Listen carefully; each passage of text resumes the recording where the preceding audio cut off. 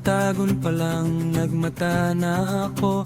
Bugnaw nga hangin sa umahan, nagasidlak ang adlaw, puno sa paglaom, bisan layo sa pamilya.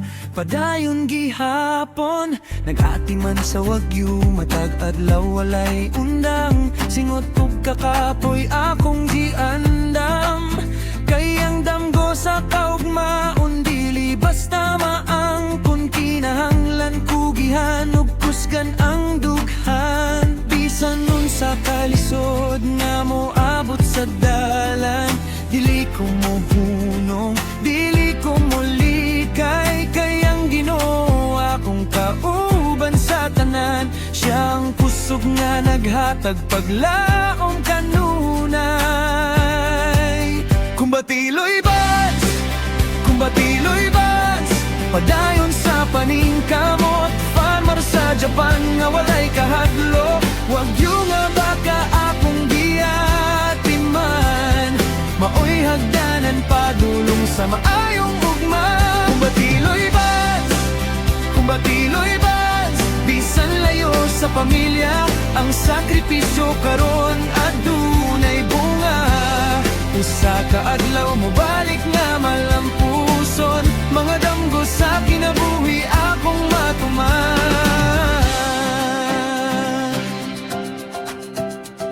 Nagplano mi karon nga magbaligyan na pud, mga baka nga hinsog ug maayong barog. Hinay-hinay nga pagtigom sa kwarta, aron motubo ang negosyo ug paglaom sa pamilya. Dili sayo ng kinabuhi sa langyaw, apan ang pangandoy dili gyud mapakyas. Matag singot nga motulo sa tang, nahimong grasya nga akong gisaligan.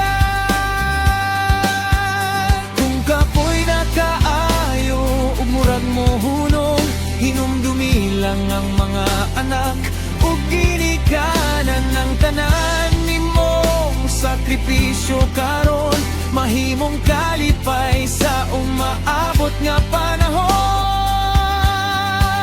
Kung batiloy bats, kung batiloy bats, farmer nga maisogon, nag-ati man sa wagyu uban sa determinasyon. Bisan asa padalhon sa panahon, magpabiling ligon no puno sa pangando. Kung batiloy bats, kung batiloy bon, kay ang kalampusan mo abot sa hustong panahon. Uban sa Ginoo kusog sa kasing-kasing, ang damgo mahimong tinuod sa umaabot